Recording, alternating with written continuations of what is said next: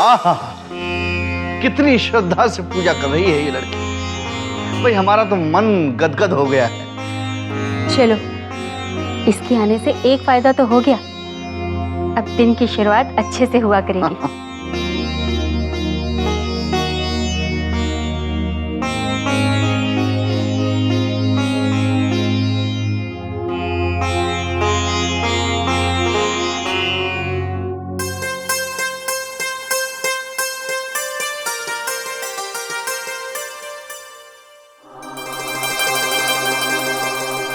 हे भगवान, सब ठीक कर देना।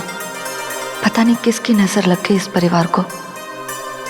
हे भगवान, अपना आशीर्वाद हमारे परिवार पर हमेशा बनाए रखना। भगवान जी, मुझे इस बार क्लास में फर्स्ट आना है।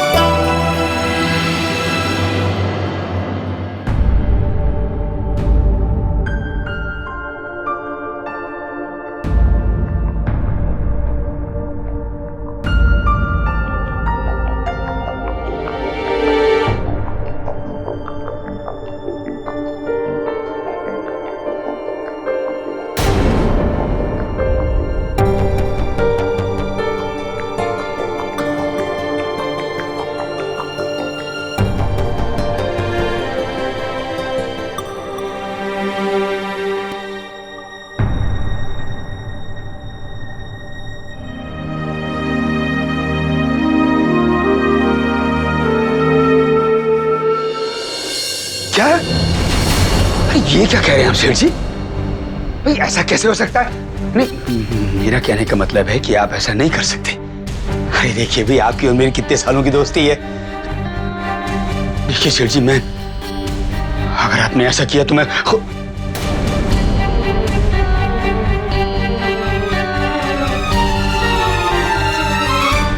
किसका फोन था?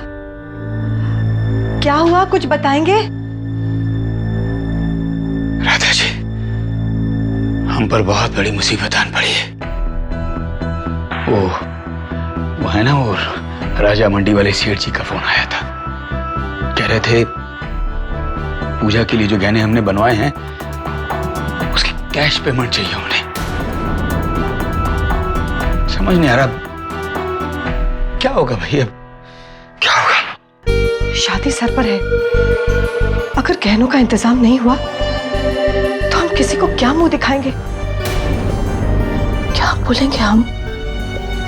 माँ, आप लोग टेंशन मत लीजिए, पूजा दी के गहने जरूर आएंगे। पापा, आप अभी मेरे साथ राजा मंडी चलिए, हम वहां पर मिलकर सेठ जी से बात करते हैं। कोई ना कोई रास्ता जरूर निकल जाएगा पापा। चलिए ना पापा। नहीं बेटा, मैं क्या करूंगा जाके वहां पे? नहीं,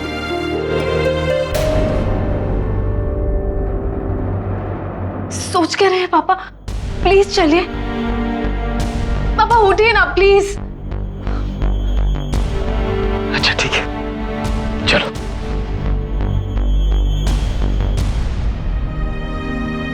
हे बांके बिहारी, हमारी मदद करना। सेठ जी मैं आपसे विनती करता हूँ। ना चतुर्वेदी जी ना, ऐसा कहकर पापी मत बनाइए मुझे। माफ कीजिए चतुर्वेदी जी, मैं खुद आपको फोन करने वाला था। अच्छा है आप आ गए। आज भगवान ने मेरे हाथों से बहुत बड़ी गलती होने से बचा ली। अरे गिरधारी बेटा, चतुर्वेदी जी के गहने ले आओ। लेकिन सेठ जी मैं पैसे लेकर नहीं आया हूँ। मैं तो बस आपसे विनती करने आया हूँ कि आप मना मत कीजिएगा मुझे, वरना मैं कहीं का नहीं रहूंगा। मैं वादा करता हूँ आपसे, एक बार मेरी बेटी का कन्यादान हो जाए मैं आपकी एक एक भाई चुका दूंगा। और कितना शर्मिंदा करेंगे चतुर्वेदी जी, आखिर सालों का संबंध है हमारा, और मैं भी तो एक बेटी का बाप हूँ। पूजा बिटिया मेरी बेटी से कम है क्या? आपके पास जब भी पैसा आ जाए आराम से दे दीजिएगा। और कुछ लेंगे, चाय पानी? नहीं नहीं, फिर कभी। मैं आपका ये एहसान जिंदगी भर नहीं भूलूंगा।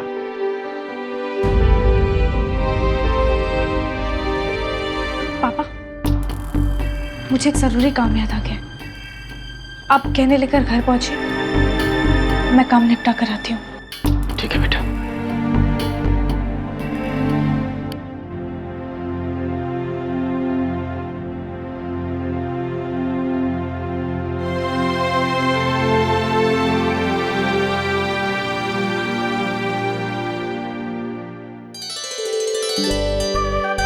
कैसी है? बहुत सुंदर साड़ी है। इसका रंग कितना प्यारा है। अरे तू इसमें बहुत खूबसूरत लगेगी। बात बहुत ही क्या कहते हैं, ब्यूटीफुल साड़ी है।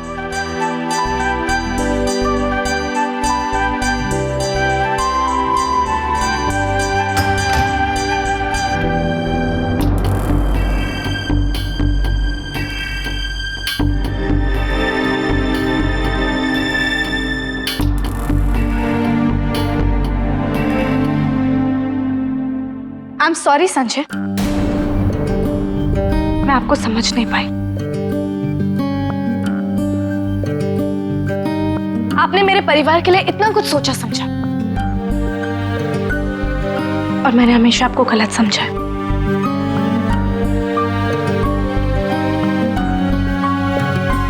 कितनी बेवकूफ थी ना मैं, जो आपको समझ नहीं पाई।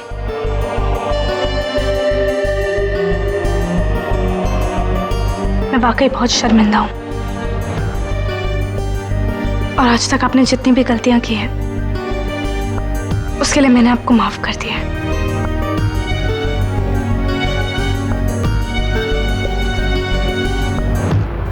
यही सुनना चाहते थे ना तुम, कि मैंने तुम्हें माफ कर दिया?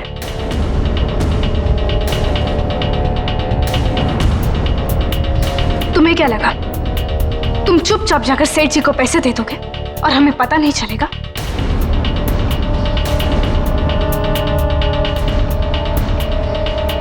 क्यों कर रहे हो तुम ये सब? क्या जताना चाहते हो? नीचा दिखा रहे हो हमें? तुम्हें क्या लगता है मैं अपनी बहन को खुशियां नहीं दे सकती? मेरे पापा इतने गए गुजरे हैं कि अपने परिवार का ख्याल नहीं रख सकते। कब तक करते रहोगे ये घटिया हरकतें? क्यों दिए तुमने सेठ जी को पैसे?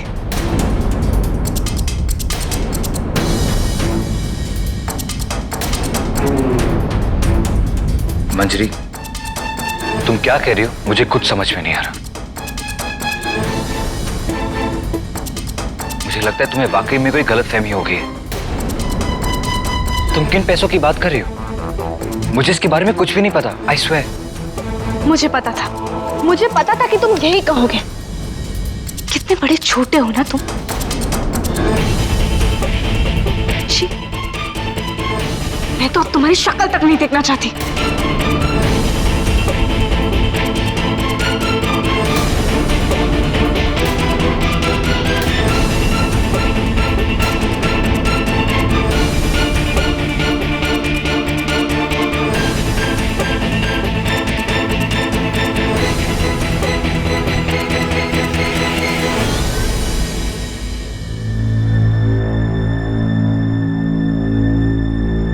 मंजरी, बेटा ये अच्छा नहीं किया तुमने। पापा आप नहीं जानते, ये सब उसी की करतूत है। एक बात हमेशा जिंदगी में याद रखना, इंसान जिस रंग का चश्मा अपनी आंखों पर चढ़ा लेता है, उसे सारी दुनिया, सारी चीजें उसी रंग की नजर आनी शुरू हो जाती है। तुम आज भी संजय को उसी नजर से देख रही हो जैसे तुम पहले देखा करती थी।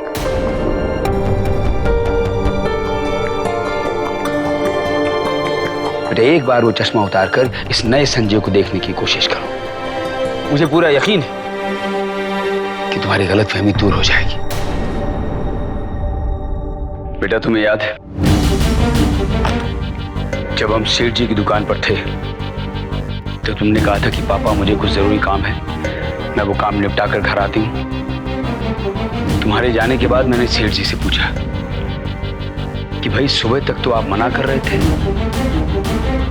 अब ऐसा क्या हो गया कि बिना पैसे लिए अब सारे गहने देने को तैयार है। तब उन्होंने कहा कि कैसे उनकी बेटी घर से भाग गई थी, और उसी दौरान मैंने उनसे फोन पर बात की। उसी झुंझलाहट में उन्होंने वो गहने देने से मना कर दिया।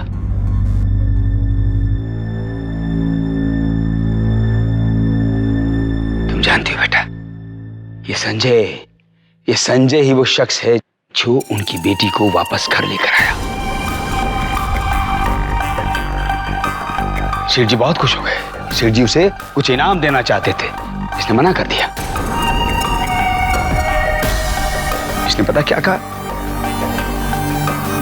इसने कहा कि सेठ जी, जैसे मैंने आपकी बेटी का भला किया है, वैसे ही आप किसी और की बेटी का भला कर दें।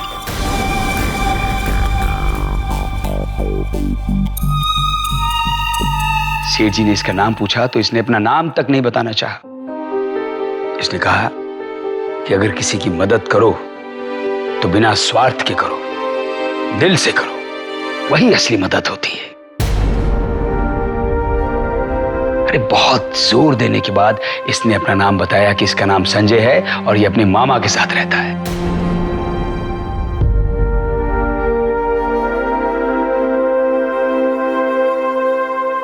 कुछ समझी तुम? बेटा, मुझे यकीन है कि ये सब सुनने के बाद तुम्हारी आंखों पर पड़ा यह गलतफहमी का चश्मा उतर चुका होगा।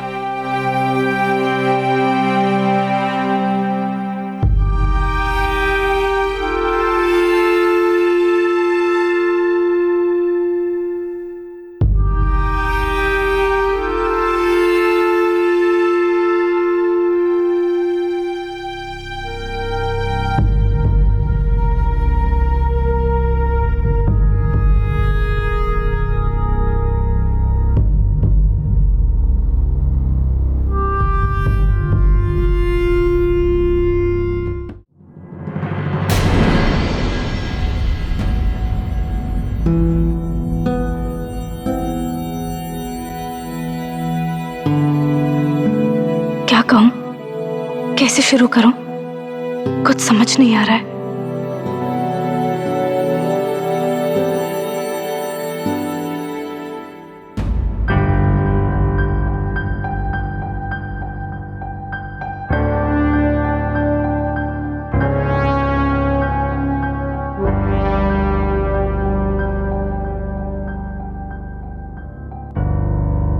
मंजरी,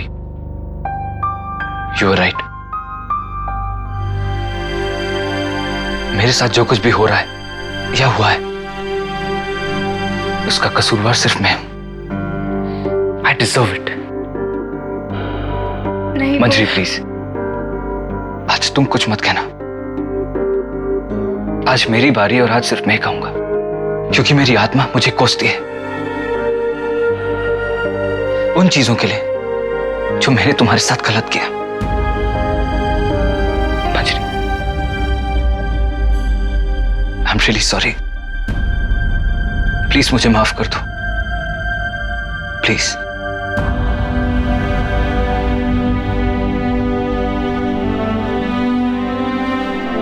पता नहीं तुम मुझे माफ करोगे भी या नहीं। वैसे तो मुझे माफी मिलनी ही नहीं चाहिए,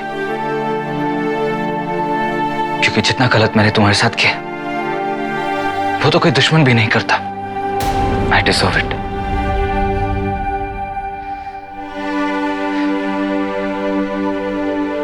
लेकिन मुझे अपनी हर एक गलती का एहसास है मंजरी।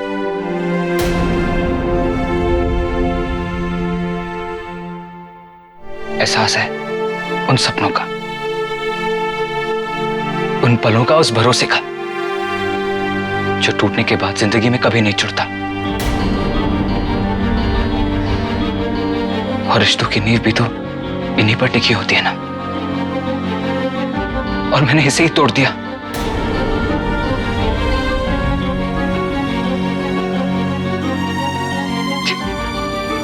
संजय, मैं जानती हूँ कि तुम्हें वाकई अपने किए पर पछतावा है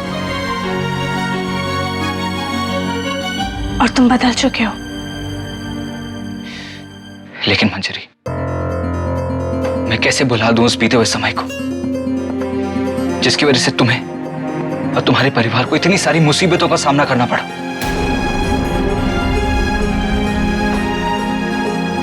और जिस तरह तुम आगरा से मुंबई गई थी, उसी तरह मैं भी मुंबई से आगरा आ गया, ये महसूस करने की जब तुमने अपना घर छोड़ा तो तुम्हें कैसा लगा होगा।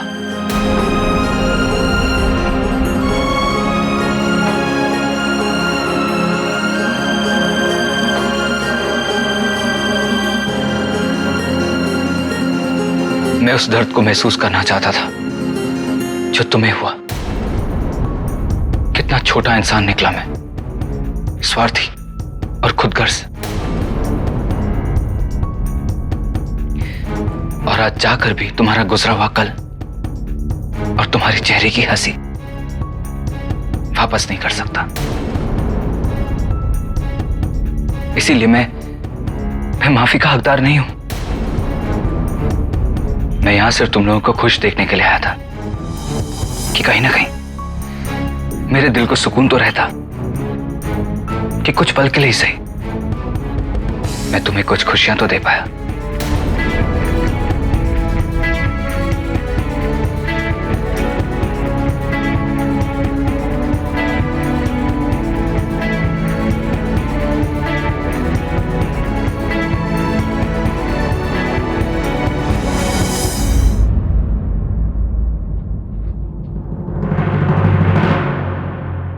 संजय, माना गुजरा हुआ कल वापस नहीं आता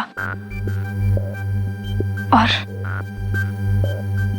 गुजरे हुए कल की यादों को मिटाने में वक्त लगता है। लेकिन अगर तुमने अपनी गलती मन से कबूल कर ली है ना, तो उसे इंसान क्या, भगवान भी माफ कर देता है।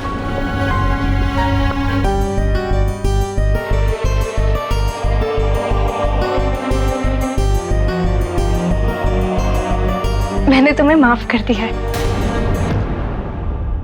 हाँ, लेकिन इवन आई एम सॉरी, तुम्हें माफ करने में थोड़ी देर कर दी मैंने। पर वो क्या कहते हैं, जो होता है अच्छे के लिए होता है, और देर आए दुरुस्त आए। अब ऐसे चुप क्यों खड़े हो? कुछ बोलोगे नहीं?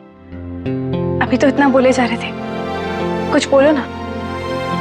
मंजरी, आज का दिन मेरे लिए सबसे अच्छा दिन है। So friends,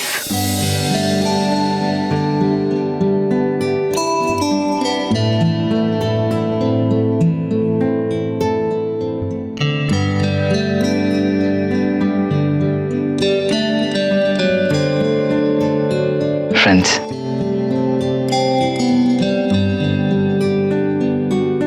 And thanks a lot.